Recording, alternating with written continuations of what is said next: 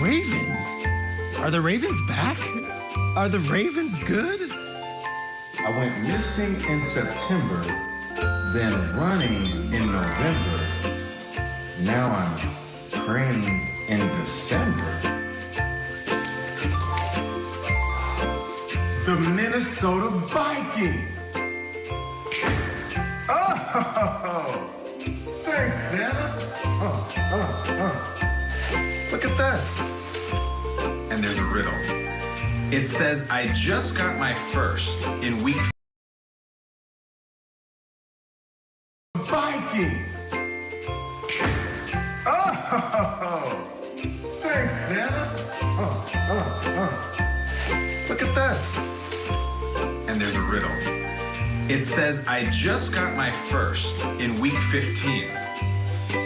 But it might have cost me my first in 2021. I know what it is. The Jets! I'm a winner! Merry Christmas, Jets. Let's start the show. Hit it!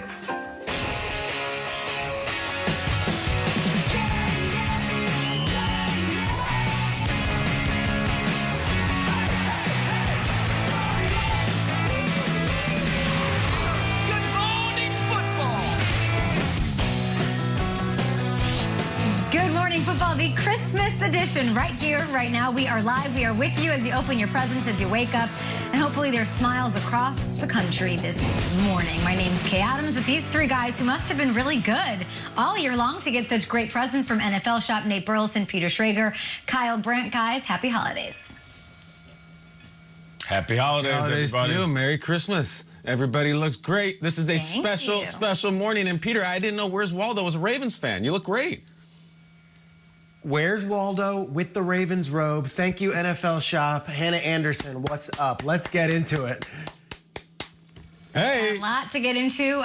We've got a game today on Christmas, a big one in the NFC. It's time for the lead block. Lead block. Lead block. We bring in Jane Slater. Merry Christmas to you, Jane. You're there in New Orleans. A slow start for Drew Brees in his first game back from injury. He got rolling, though, in the second half. I'd like to see more of that today against the Vikings. How's Drew feeling ahead of this one? Good morning and Merry Christmas to you guys. Well, Drew Brees would like to see more of that, too. As you said, he was off to a rocky start in his first game back following the rib and lung injury. 0 for 6 in his first passing attempts. We didn't see him score until the second quarter. Now, when we talked to him on Monday, he said he felt fine and admitted he was just getting back into a rhythm. But he said the biggest challenge this week, other than trying to figure out why they were 1 for 11 on third down conversions and why that time of possession, 18 minutes and 46 seconds, was so lopsided, by the way, the worst TOP in the Brees-Payton era. He said the big thing this week was recovery. It helps that this isn't a Thursday game. Instead, it's a Friday, but you're still condensing 7 days of preparation into... So getting back this week is Jameis Winston back at number 2 after he surprisingly ended up on that COVID IR list. What that means is you get a bigger menu for Taysom Hill. The Mormon Missile was limited last week because they wanted to make sure that they kept that snap count down in case they needed him as the backup quarterback. Now, look, I talked to running back Alvin Kamara and I said, what are some of the nuances of this offense when you get Brees back? He said the vibe is just different, and it's different because he's been in the league 20 years. The General is his nickname around here because he has such a control of this offense. Now, when you look at Alvin Kamara, the key this week would be to get him going. What was interesting, guys, this is a fun fact that you guys can talk about over the Christmas table with your family and friends. I find it hard to believe that he has yet to have a 1,000-yard season. Now, he is the only NFL player ever to have 500 yards rushing and over 500 yards receiving in each of his 4 seasons in the league. But I said, look, you've got 777 rushing yards. Are you eyeing that 1,000-yard goal? And he said, no, as long as we're winning, matters to me. And as I said, this Vikings defense is here. They were 5th ranked last year. That linebackers unit has been decimated. Doesn't help that they're not going to have Eric Kendricks back for his 4th straight game. He's still dealing with that calf injury, guys. Appreciate you breaking down the offense. That's where all the eyes will be. The defense playing absolutely lights out despite letting the Chiefs put up 32 points. Now they've got a tough task. It's no picnic trying to stop Thielen and company, especially Dalvin Cook running there. Jane, thank you.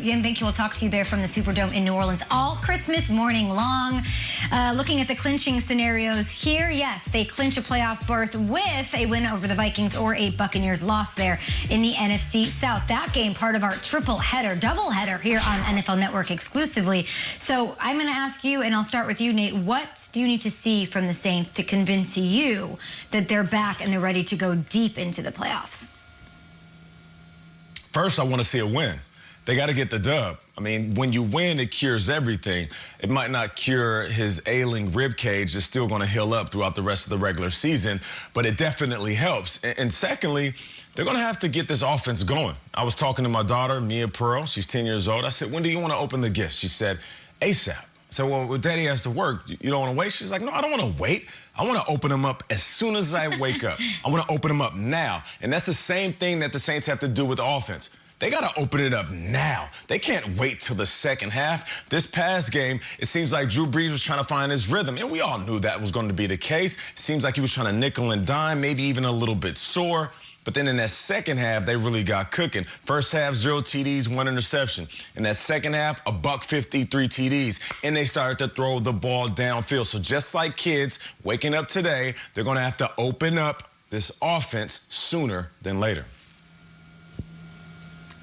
I was Christmas Eve. I was getting in the mood, and NFL Network was on the background, and I'm like, all right, I'll watch a little NFL Network. And they played last year's playoff game. And I know that a lot of things had happened since the wild card round. It was a crazy game. And the Vikings, with Kirk Cousins, who had never won a big game in his entire life, went into New Orleans and just sliced and diced up this defense in overtime. Hit Diggs. Then it was this one. Maybe the pass of Cousins' career. Hits Thielen, and Thielen's diving. Then they get him to go to third down, and then it's this, which might have been an offensive pass interference. Chris Myers in the corner. Is it in? Is it in? Is it in? It's in. It's touchdown. Kyle, you gotta be interviewed by me now. This was crazy, and yet all the Saints guys come back. All the Saints guys remember that.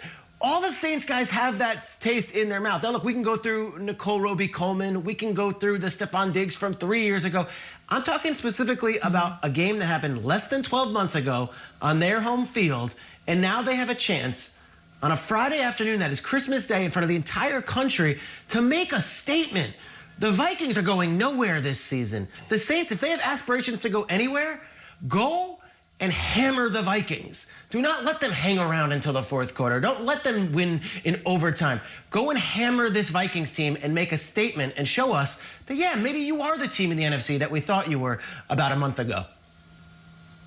Peter shot out of a cannon. My statement is, Nate, my game ball goes to the Santa Claus you have in your house. I love that guy. I want to have a drink with that guy. I love the dude. I'm glad he could be part of the show.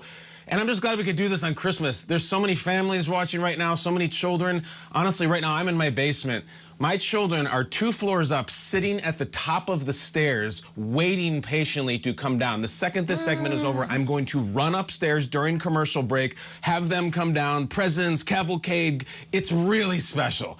It's really cool, and we're going to have a fun show all morning. Meantime, about the Saints, I'm on the same thing. I want to see Drew Brees and the Drew Brees that I know. I think there's going to be a lot of people watching the Saints team today on Christmas Day that maybe don't watch a lot of football. I would love them to pass the Aunt Patty test. Aunt Patty doesn't know football, doesn't watch football. I'm speaking about my own Aunt Patty. If she sat down today and watched the Saints and Drew Brees, would she think, wow, that team's really incredible. That team's really impressive. I'd like to see that.